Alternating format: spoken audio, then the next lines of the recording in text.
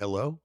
Welcome to Zen AF Podcast. This is episode 50. I cannot believe this is happening. We're at episode 50. I don't know if you guys know this, but if you follow along, if you listen to the show, this is our 50th episode. If you don't listen to the show, you probably got some really big problems. Here's the thing. We have a great-ish show for you today.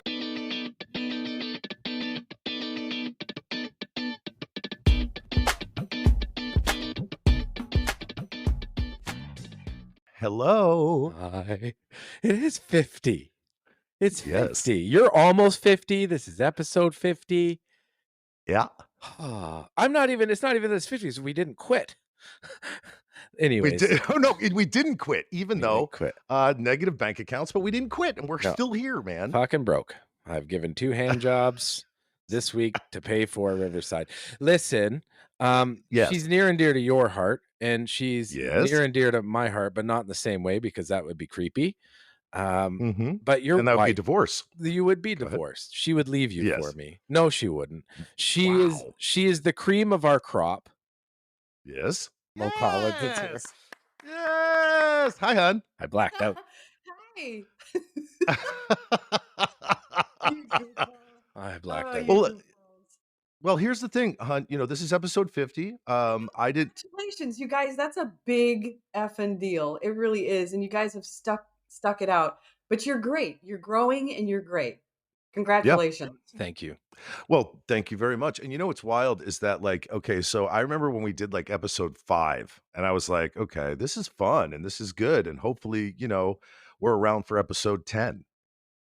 But here we are, and we look forward to it every week, and we're still doing it, and it's been a fun time. And the ins and outs of it, hon, because of course we're married, and you listen to me talk, and so you know what's going on. Yeah. My favorite part is the stick-to-itiveness.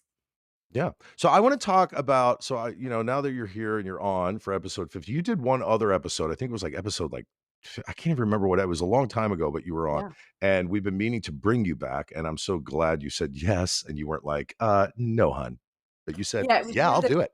In a box until now, that since the last podcast, that's what's been weird. It's why have I been in a box in the basement? Well, I like to keep you tucked away.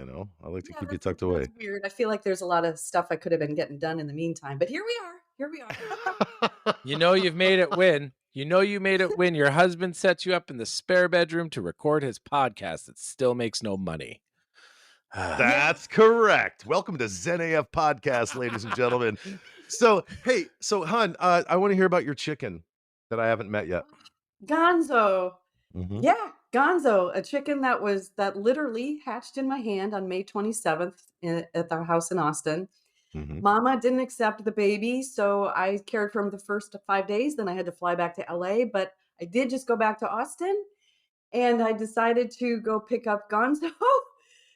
I didn't know how it was going to go, but yeah, I had, he was 7 weeks old, and kept him in the house with me, and we played in the yard, and we're in the house together for a week. And he's awesome.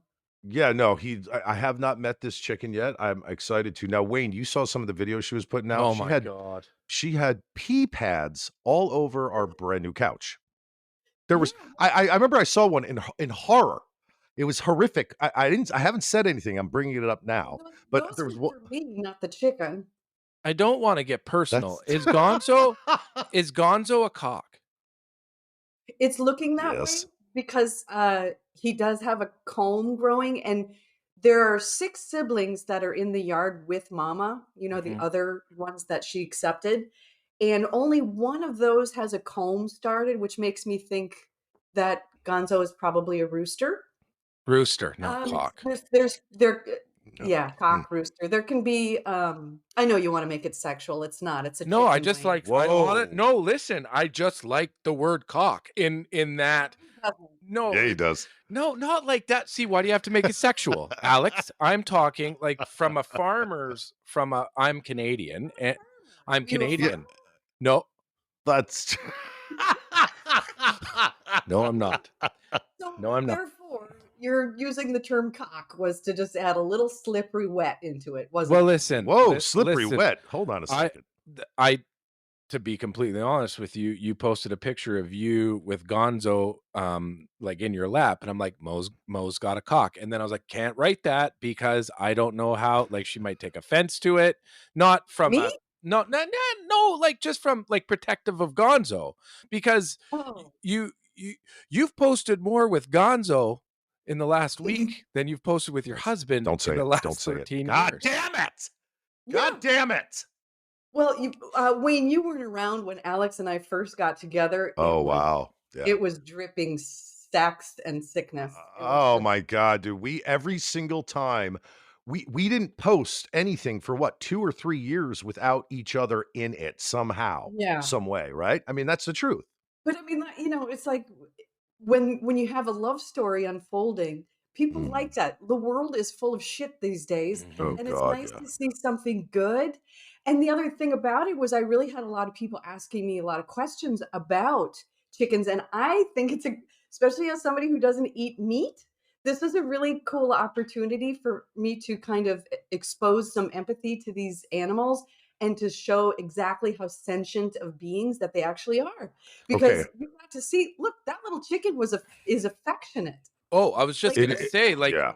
I was gonna say, I've never, we look at chickens, you know, for the most part as humans as part of the chain of survival, right? It's just food that we eat. But I mean, Gonzo was sleeping on your shoulder, but not just like this is where I'm sleeping. It was like this is the only place I want to be right now. yeah, Yeah. and cooing, Yeah. right? Like and Oh, cooing. I really? mean, there was real communication going on. That was the thing. It was a total it was such a focused thing, right? Like I had nothing else to do but be with this chicken. And so I got to learn a lot. It is a real study of behavior and communication and bonding, and it's extraordinary. I'm grateful to Gonzo for this extraordinary experience. So what happens now? Like, why is Gonzo not back in Los Angeles with you? Yeah, we can't have him here. Bullshit. There's Yeah, no, it wouldn't work, it wouldn't work. Here's something interesting I wanted to like we say. can't have a backyard rooster, you know what I mean? Like No, not if they're waking up at 5 AM, the neighbors would go nuts. Yeah, The neighbors would go cock crazy. a doodle Yeah. do. Cock-a-doodle-doo. So here's something interesting, Bish. I was watching your videos, and meanwhile, Wayne had sent me a video. So, like, I finished watching yours. Wayne sent me a video, said, "Look what I made," and it was chicken wings. And I was like, and I'm like, immediately, I'm like, oh man. And and the funny thing is that I wish, and I said this to you the other night, right? We grilled Impossible Burgers last night. I did have a hamburger because I did want to have, but I also ate an Impossible Burger. And I wish that I didn't like meat so much. I said this to you yesterday. I said, I wish I didn't like eating meat. But yeah. the truth is that I crave it sometimes, not all the time, but like a steak, once in a while, you But know? but the big Yeah, difference yeah. is for being a meat eater is like there's 2 types of meat eaters. There's 2 types of carnivores. There's the I gotta go out and shoot it myself and skin it and hang the head, and there's the that part. We're not those people. Like that Yeah. that makes me sick to my stomach.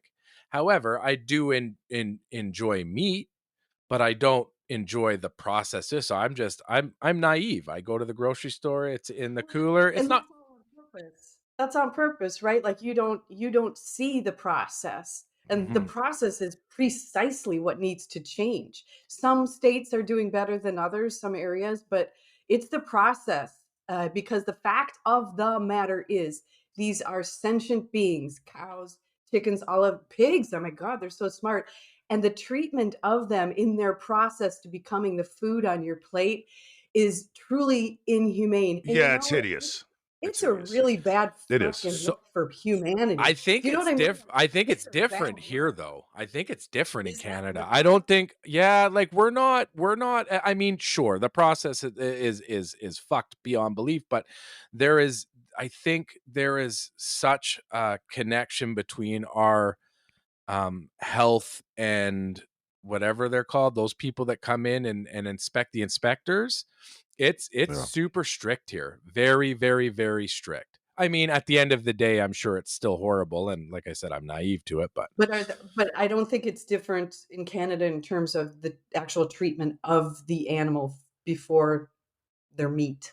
Before slaughter. I watched this one video, guys. I watched this one video, this is a few years ago, but it was the funneling of the cattle. Now, we're getting into this stuff or whatever, we'll talk about it for a second, but it's the funneling of the cattle into the slaughter, and I couldn't help but I wish I never watched it because it was so fucked up. It was almost reminded me in some sick, bizarre, twisted way of, the Holocaust.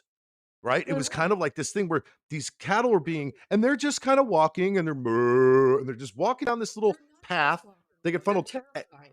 And then as soon as they get into this room, some dude walks up with that air gun and just right to their skull, boom, and the thing just drops. Okay, so listen, we've been talking about this stuff. It's kind of serious and it is and whatever, but let's talk about some Zen stuff. Who has a Zen story? Something Zen as fuck ish. Anyone? yeah, of course I do. Okay. I have tons of Okay. Zen AF stories because I'm Zen as fuck, Alex and Mo. I Okay. pride myself on how Zen I really am. I wake up in the morning, Zen. I eat my breakfast, Zen. I have lunch, Zen. Then I What does sober that up, look like? What does sad. that mean? Sad. Wake up I'm a Zen. sad human being that's lying to you. I don't I don't have any Zen stories right now. I got a haircut today and it was you know what? I here's something about getting haircuts and shaves or whatever. And I think that the lost art of barbering is like that culture behind barbering is coming back for men and mental health and stuff. But the one thing I noticed about every time you get a haircut or you go to the salon and you sit in the chair, when I remember you got your hair done about 5, 6 months ago, and it was like you were full on voguing and you felt so wonderful and you looked absolutely amazing and it feeds your soul. Right. And when your soul is fed, your swagger's fed, and you get that little pop in your step and you're doing your thing. But what happened was a couple weeks ago, I cut a guy's hair and You wait, yeah, you cut oh, a guy's hair? yeah, Oh, I that's bar right, you have a yeah, barber I shop. do my Okay. little barber thing, and I don't do it for money, I do it because you can be having the worst day in your life. You can be you can feel like the world is falling apart around you, but the second you look at yourself in the mirror after you get a haircut, you smile, and it just shows you that, you've got a little bit of love for yourself. Well, that happened to me today. I've been, like, down I've Wow. been down and out. I've been struggling, like, just like every other human is struggling, but I have my own struggles, and I sit down in the barber chair this morning, and I'm having a chat with my barber. His name's Jamie. He's wicked. And at the end of it, I looked at myself and I just smiled. And I saw myself for me, this hot, handsome as fuck human being, you Whoa, know. whoa, whoa. Calm down.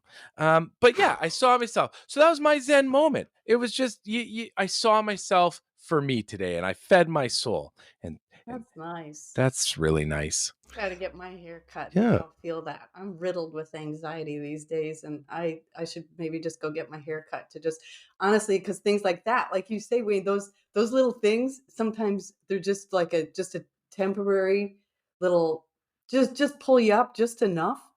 I should probably go get my hair cut. It's funny you guys are talking about this because I feel that way after there's two times I feel that way. After I beat the shit out of myself working out, Mhm. I feel that for about an hour. About an hour it lasts, that feeling of like, "Oh, I feel good." And after I shave my balls. Oh And Biz, God. you know that. Like Yes, okay. I do, I do. I get cocky. I have a Yeah. little almost like a peacock strut. He parades it. Um He I shows me. parade it around. Mhm. Yeah, and I like doing that because, I let it go like the homeless route, and I'm not knocking it. Fine, you wanna have homeless nuts? You can, but I like to keep them trimmed, and it's not for anything sexual, it's just because I like to look down there and go, "Well kept." It's bigger too. Yes, and now that's the thing, when you shave it closer and you get it tight, it makes it look bigger. That's a Huge. fact. Massive. Yeah, We Massive. live and in actually illusion. It's what'd you say? we live in illusion. We love the land of illusion. Hey. Bushy, how dare you? It's not an illusion. No, you're actually big, but you don't have to live Whoa! that's the thing. I like to live in reality, and the fact of the matter is your dick is the same size before and after you shave that shit. Bushy? Not mine. Bushy. Not this little fella You that's right here. Yeah, yeah, Bushy, Wayne calls his Dale. Dale? yeah. Yeah. Dale. To Dale. Helen Dale. Isn't that what does the phrase Helen Dale mean? I don't know. Dale I've Rackenhouse Jr. Dale Rackenhouse. He's on the swim team. High school. High High school schools. swim He's team. long and, Dale. like, skinny. He's a long skinny. He's like, "Oh, I like Fucking shit. Oh my the god. 100-meter." Oh, fuck. So, hey, so we are going to I think we're going back to Austin. I've gotta go out to the East Coast at some point. I gotta see this my niece that was born. I haven't seen my daughter. September 9th will be 3 years since I've seen my daughter. Crazy. I'm starting to feel like a really horrible person, but I'm not.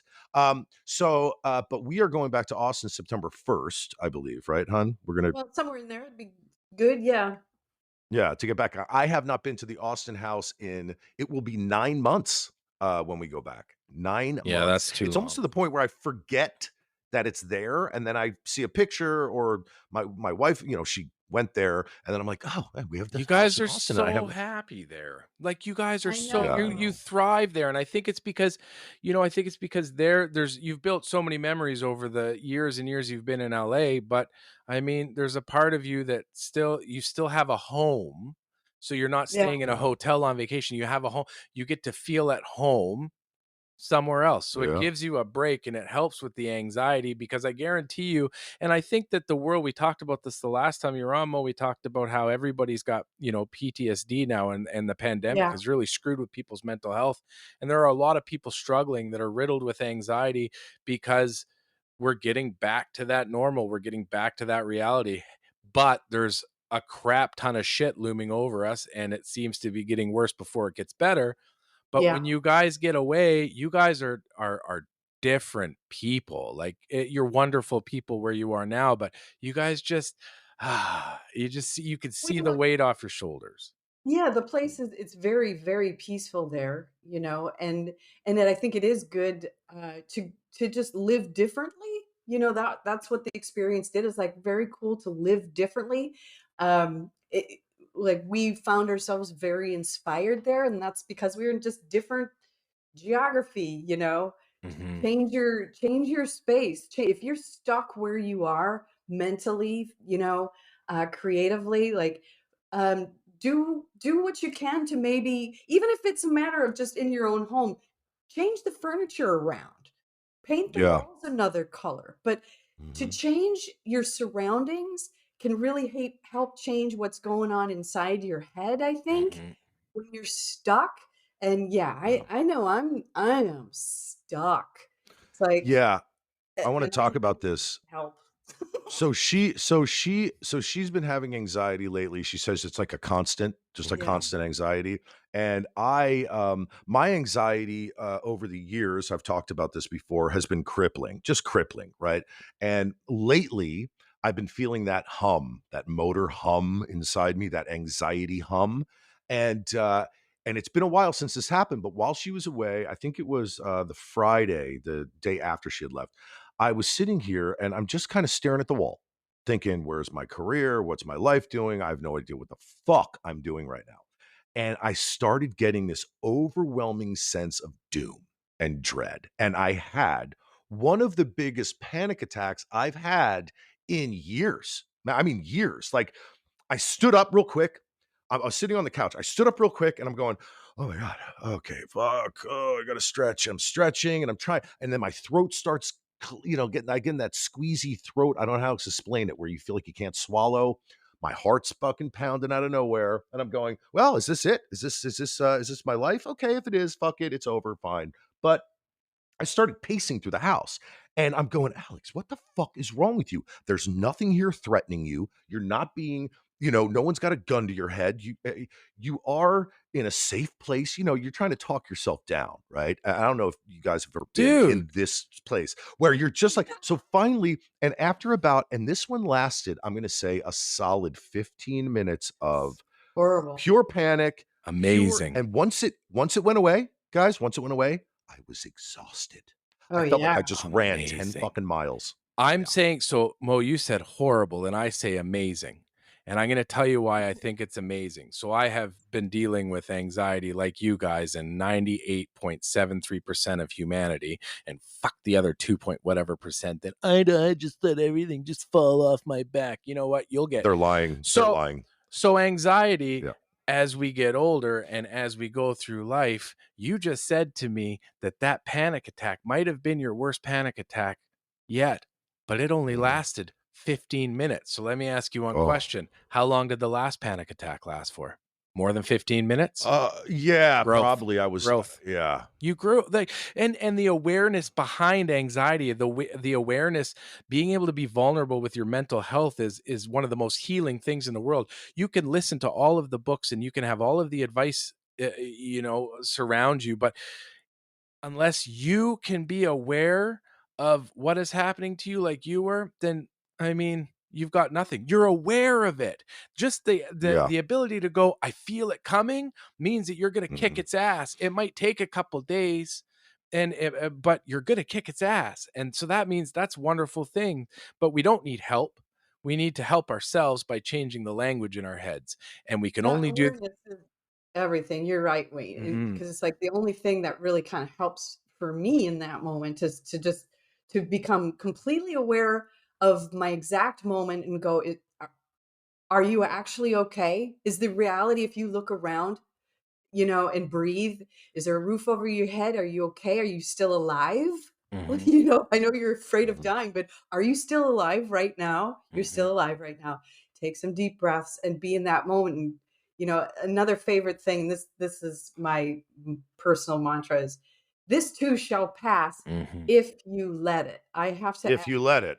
if Yeah. you let it, because mhm. things don't always pass, I have found, if you don't let them because you're hanging on Mhm. to the wrong Yeah. shit, Some right? people are addicted to Gotta it let it though, and I Yes. remember I had a shrink years ago who said some people are addicted to and they may not admit it and they may not want to even believe it's true, but they are addicted to suffering. They're addicted to pain. They're addicted and by the way, I might be that person.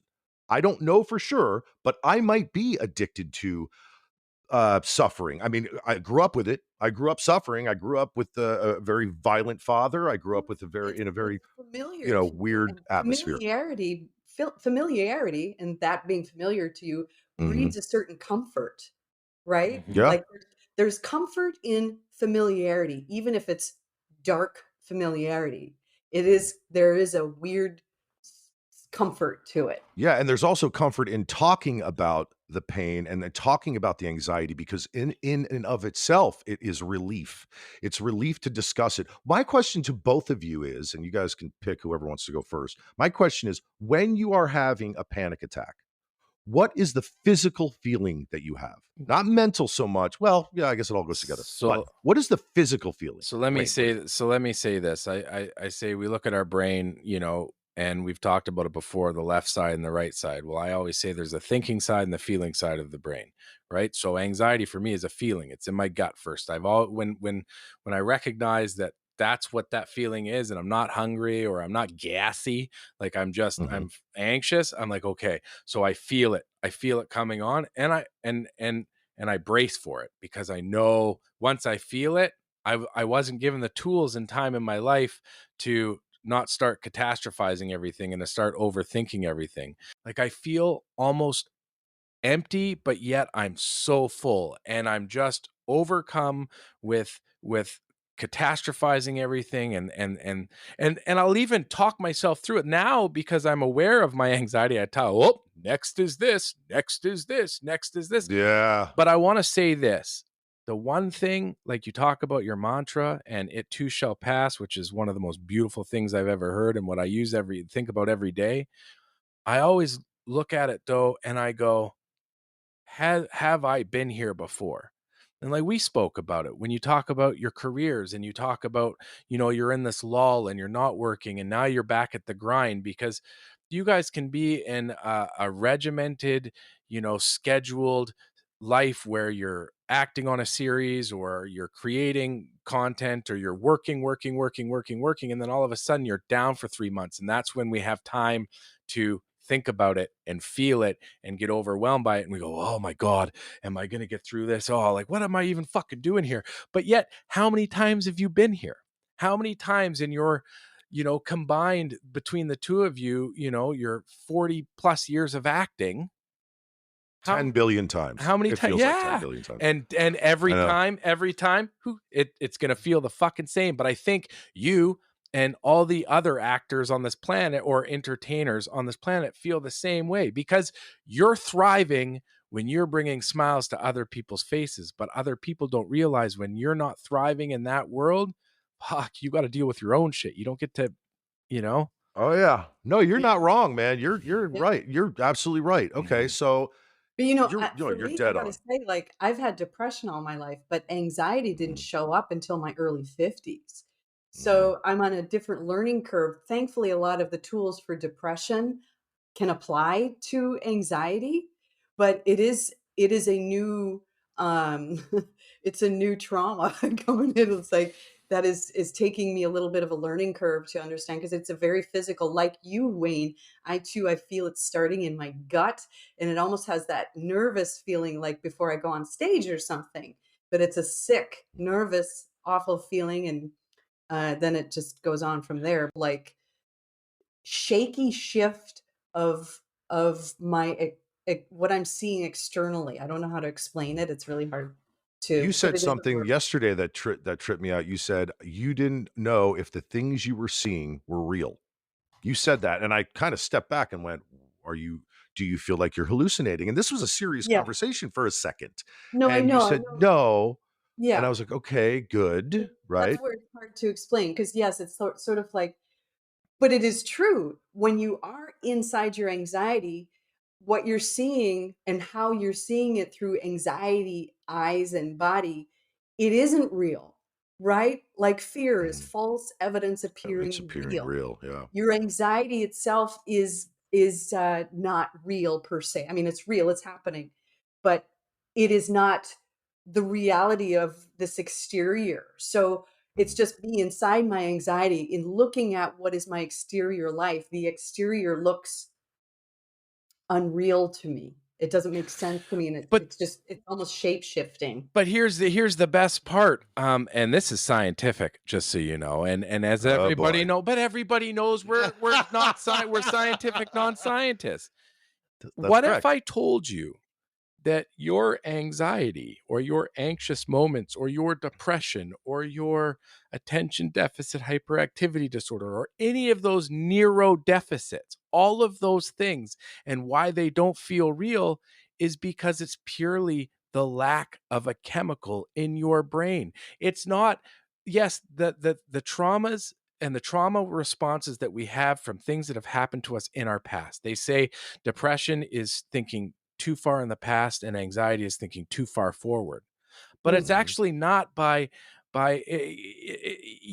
it's not it's not so much what has happened to you as much as it's you're lacking the serotonin or you're lacking the cortisol levels or you're lacking the dopamine, you're lacking norepinephrine. Yeah. It's just the lack of a chemical, but we put so much on on not why it's happening, but um why we think it's happening, yay, and being anxious, that we forget that it's just a chemical. And if we can get to this place where we destigmatize medication, or we destigmatize being vulnerable, or we destigmatize just mental health as a whole, and understand that we're just not producing the chemicals the way everybody produces this chemical, I think it helps us get through it faster, or not so much faster, but more Yeah. solid, I where we should don't. be on meds. But I should be on meds, especially because, I mean, I haven't worked since November, and that's a really long time. And that's a place, work is a place, not just because of what we're actually putting on camera, but for me, it's about being there with the people and It's being creative. focus. And my personality on set is that I have fun with people, and that's as much for them as it is for me. Like I get my dopamine, and I have not had my dopamine since November. It's a focus So, too, hon, and I will say this, yeah. I haven't worked on camera since June. I am a year and 2 a year and a month, almost a year and 2 months out of being on camera on a series, and it so here's something interesting. When I focus, when I'm focused on something, so, like, when I wake up in the morning and I do my routine and all that shit, and my routine's done, I know that if I don't find something to focus on, which is whether it be creating some stupid fucking TikTok video or putting out just getting something done, I can slip into anxiety. And one of my favorite people in the world, her name was Jeannie King. She was my therapist. She was a brilliant therapist, probably my favorite out of the 6,000 I've had. She passed away a few years ago, unexpectedly. Suddenly. And she said to me one day, she goes, Alex, all anxiety is, as far as we can tell, is a fight or flight, s- uh, a fight or flight feeling in the human brain and body for no apparent reason. Right. So she explained to me that anxiety is the overwhelming sense of needing to escape and or fight back something that is not even in front of you and tangible. And I always found that so interesting because that is exactly how it can feel in me. It almost feels like when I used to get into fist fights, because I did back in the day, here and there, not all the time, but I've been in quite a few. Uh, I always thought to myself back then, I would get this feeling when I knew it was about to happen, where I'd start shaking and I'd get like, oh fuck, oh god, here it comes. This is about to happen.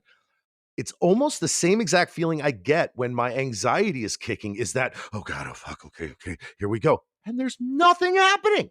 There's no one there. Nothing is around. I'm just literally sitting here thinking about tacos, and that is the most bizarre, Dude, scenario.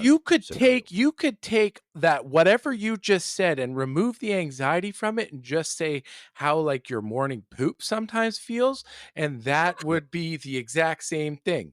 Like, except the tacos are the reason why it happened. Well, the It is fight or flight in there for him in the morning, It is especially. fun. it's like Russian roulette to the bathroom. I And I wanna might add, it's the same for me when he's in there too. It's like, "Ooh, Whoa, Bishit, we're I on gotta this is fight. we're gonna post this. I wanna Do I say fight this with incense candles? Do I flight for a good half we hour?" have poopery, and poopery is amazing. We have What poopery. is that? You guys don't have poopery down there? No. It's a little bottle, and you spray it in the toilet before you poop, and it muffles the smell. It works. Oh, I doubt that. What? We do it every day. I We poop. should have put that all over the couch last night before you sat on it, Bishy. Oh, Me? I'm still Me? trying. Someone was gassing I'm last trying night. to get you. That had to take a dip in the pool after you farted.